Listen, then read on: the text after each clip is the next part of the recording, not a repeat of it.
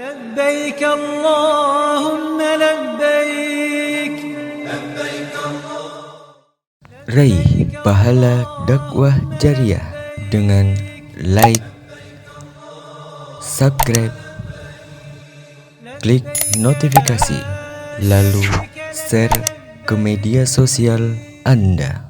Hamdan wa syukron lillah, nusalli wa nusallim ala rasulillah wa ala alihi wa sahbihi wa man tabi'ahum bi ihsanin ila yaumil qiyamah. Asyhadu an la ilaha illallah wahdahu la syarikalah wa asyhadu anna muhammadan abduhu wa rasuluh la nabiyya wa la rasula ba'dah amma ba'du. Ikhwani fiddin azakumullah. Sebagian kalangan ada yang mengatakan bahwa yang disebut kebenaran itu adalah relatif.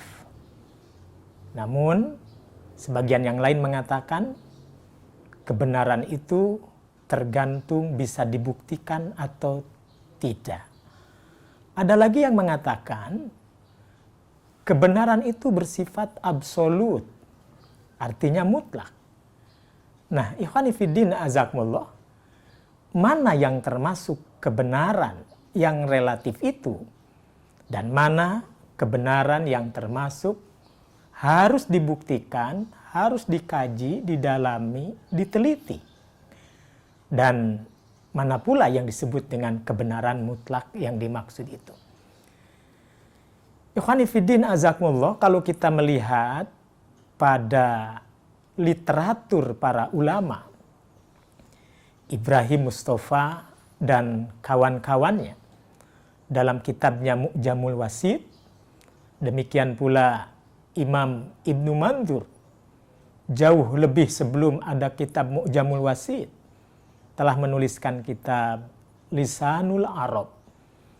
Mereka semua mengatakan bahwa yang disebut kebenaran itu mengandung arti secara etimologi adalah ketetapan, kewajiban, penjelasan, ataupun bagian tertentu.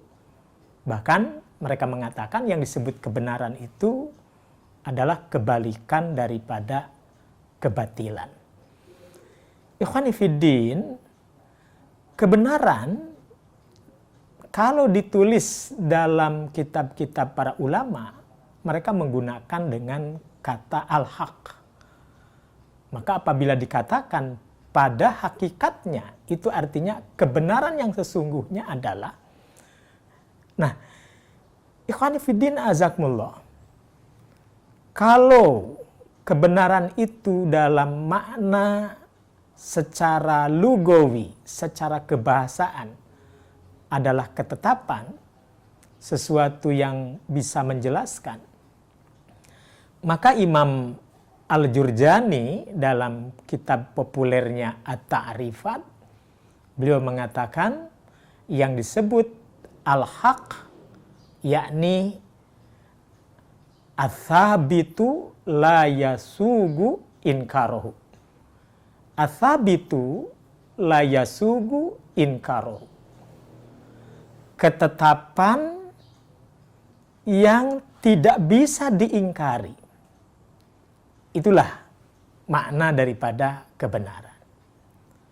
Kemudian, kalau kita melihat, membaca kembali, dan hampir seluruh para pengkaji falsafah ilmu, mayoritas mereka membagi kebenaran menjadi 3 bagian. Ada yang disebut dengan kebenaran religius, ada yang disebut dengan kebenaran ilmiah, dan juga ada yang disebut dengan kebenaran filosofis. Kebenaran religius adalah kebenaran yang terkait dengan persoalan-persoalan keyakinan. Atau kita katakan, kebenaran religius adalah kebenaran agama yang dalam pemahaman kaum muslimin, kebenaran agama adalah kebenaran wahyu. Itulah yang disebut dengan kebenaran religius.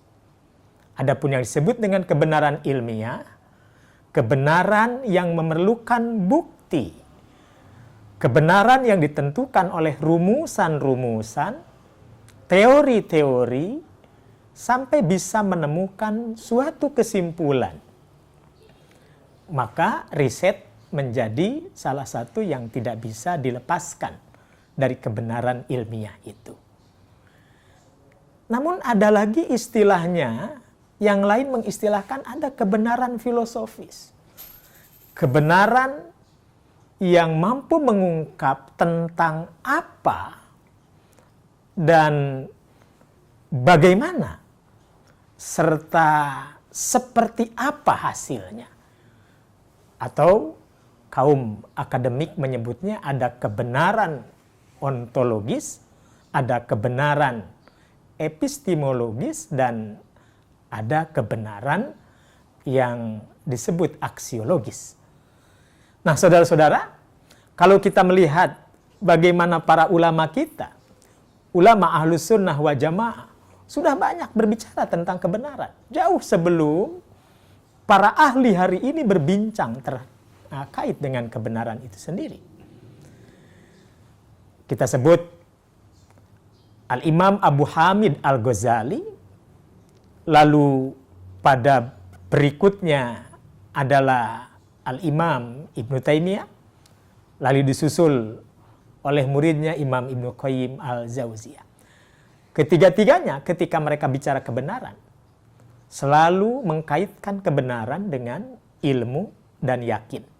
Jadi yang disebut kebenaran, kata mereka, berawal dari ilmu, dari pengetahuan, lalu melahirkan sebuah keyakinan. Ini ada kaitan dengan pandangan mayoritas ulama usul fikih maksudnya. Melahirkan satu kaedah yang sangat masyhur yang disebut al-yakin la yuzalu bisyak. Dikatakan sesuatu itu yakin, la yuzalu bisyak, kalau sudah yakin tidak mudah untuk dikalahkan dengan keraguan apapun. Oleh karena itu, dalam membicarakan persoalan tentang kebenaran, apakah kebenaran itu relatif? Apakah kebenaran itu harus dibuktikan dulu? Apakah kebenaran itu sifatnya mutlak?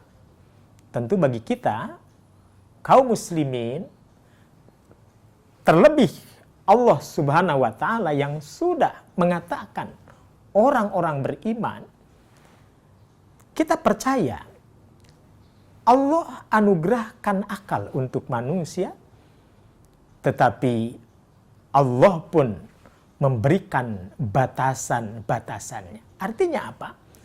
Walaupun akal diberikan keleluasaan oleh Allah untuk berpikir, tetapi Allah membatasi akal itu sendiri, perlu ada ketundukan, kepatuhan terhadap apa yang disebut dengan wahyu. Karena itu, minimal ada 2 ayat Al-Quranul Karim yang nyata-nyata mengajarkan kepada kita tentang hakikat kebenaran dalam Islam. Kebenaran menurut Quran, kebenaran Robbaniyah atau hakikat Robbaniyah. Ini kita lihat dalam surat Al-Baqarah ayat 147 contohnya. Al-haqqu mir rabbik falatakunanna minal mumtarin. Lalu pada ayat yang lain, yakni surat Ali Imran ayat yang ke-60, kalimatnya, jumlah kalimatnya hampir sama, tetapi yang membedakan yang pertama falatakunanna, yang kedua falatakun minal mumtarin. A'udzubillahi minasyaitonirrajim. Al-haqqu mir rabbika falatakunanna minal mumtarin. Nah, itu yang pertama. Yang kedua, al-haqqu mir rabbika falatakum minal mumtarin. Kata para ulama mufassir, ketika Allah berbicara tentang ayat pertama, Allah membicarakan tentang hakikat ajaran, konsepsi ajaran tauhid yang nyata-nyata kebenarannya. Adapun ayat yang kedua, Allah berbicara terkait dengan penciptaan manusia yang memang manusia siapapun tanpa terkecuali semuanya memiliki hubungan dengan nenek moyangnya, dengan bapak manusia, bapak kita semua, yakni Adam alaihissalam. Ikhwani fiddin, azakumullah. Maka tentu ketika kita berbicara tentang agama, maka kita akan berbicara tentang hakikat kebenaran yang mutlak itu hanyalah Allah Subhanahu wa taala. Jadi ketika kita ingin mengukur satu kebenaran yang sesungguhnya, maka takarannya adalah Allah Subhanahu wa taala. Ketika kita menjadikan Allah Subhanahu wa taala menjadi target kita atau untuk menetralisir semua definisi-definisi kebenaran yang ada, maka di sini kita perlu menghadirkan iman. Bagaimana kita tidak bisa, bagaimana kita bisa mengimani, meyakini tentang hakikat kebenaran yang mutlak, kebenaran satu-satunya yang datang dari Allah, kalau kita tidak merujuk kepada kitabullah, kepada ayat-ayat Allah yang menjelaskan tentang kebenaran itu. Salah satunya 2 ayat yang sudah disebutkan tadi. Ikhwani fiddin azakumullah. Kalau melihat pada sebuah kajian singkat yang mencoba untuk diurai bagaimana Imam Abu Hamid Al-Ghazali memetakan tentang kategori keyakinan yang membuahkan sebuah kebenaran yang sejati itu, atau yang disebut dengan hakul yakin. Maka di sini ada istilah hakul yakin. Maka beliau mencoba mengurai dari yang paling dasar, kebenaran yang dibuktikan atas penglihatan. Ketika seseorang melihat suatu kejadian, lalu dia meyakini bahwa kejadian itu benar adanya, karena dia menjadi saksi utama, menjadi saksi kunci, melihat peristiwa itu terjadi di hadapan matanya. Itu disebut ainul yakin. Tetapi ada kebenaran mungkin awalnya tidak terlihat oleh mata kepala sendiri, tetapi dia akan terungkap, kebenaran akan terungkap, kebenaran akan terlihat nyata setelah melakukan penelitian-penelitian, pengkajian demi pengkajian, riset yang mendalam, maka itu yang disebut dengan ilmu yakin. Keyakinan yang dicapai atas dasar penelitian, pengkajian yang mendalam. Ikhwani fiddin azakumullah. Maka ada benarnya kalau Al-Imam Ibnu Taimiyah bicara tentang hakikat sesuatu itu dikatakan ilmu yang sebenarnya, maka kata beliau, "Fahaqikatul ilmi maqama alaihi dalil." Apa yang disebut dengan hakikat ilmu? Adalah ilmu yang dikawal, dibangun di dalamnya dengan dalil. Ketika berbicara dengan dalil, apa itu dalil? Adalah nas Al-Quran dan Sunnah yang telah ditetapkan Allah dan Rasul-Nya. Tetapi apakah cukup sampai di sana? Kalau hanya mengedepankan takaran kebenaran itu adalah Al-Quran dan As-Sunnah, sementara manusia diberikan akal oleh Allah Subhanahu wa Ta'ala, maka ada keleluasaan untuk menginterpretasikan, menafsirkan sesuatu sampai melahirkan satu gambaran-gambaran, definisi-definisi, penjelasan-penjelasan yang mendalam. Nah, semua kesimpulan itu bisa diyakini kebenarannya secara ilmu yakin apabila dibuktikan dengan apa yang beliau sebut al-bahthul muhakkik. Demikian Imam Ibnu Taimiyah menjelaskan di dalam kitabnya Majmu' Fatawa. Jadi beliau mencoba untuk mengurai, mencoba untuk menegaskan sejatinya kebenaran yang dibuktikan dengan ilmu.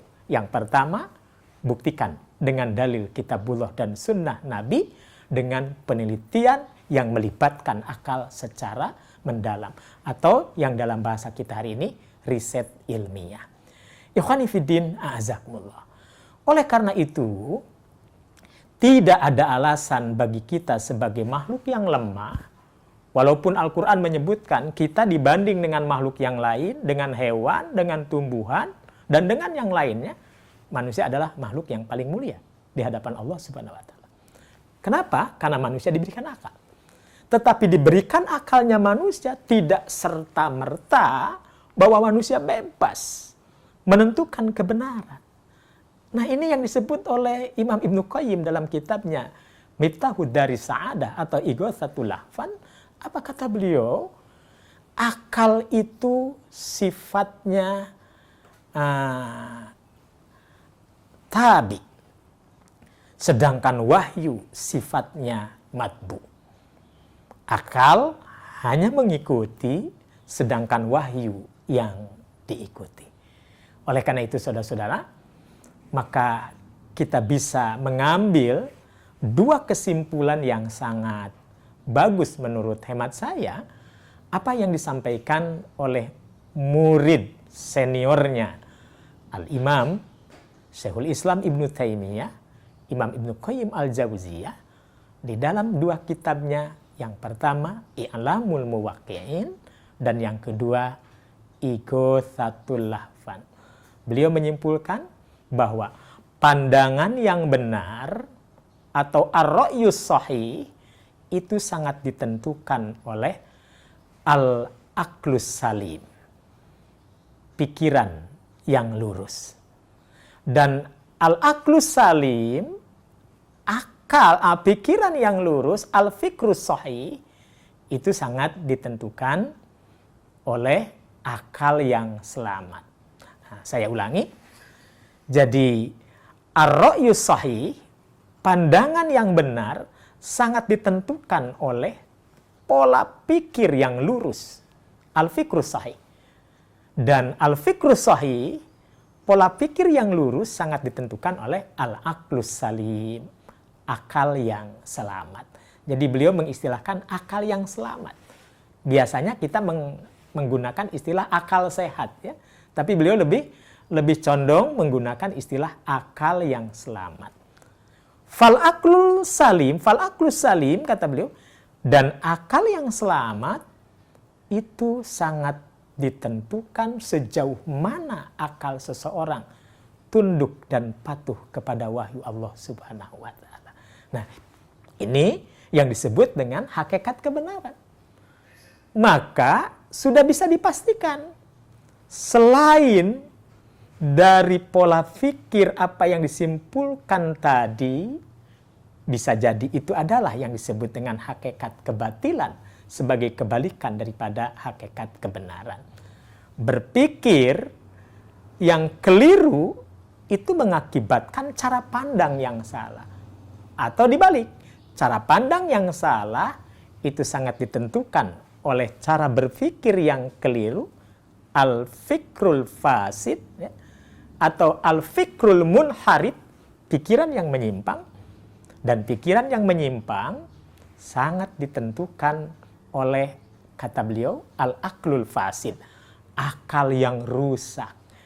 Disebut akal yang rusak adalah akal yang tidak mau tunduk pada wahyu Allah Subhanahu wa Ta'ala.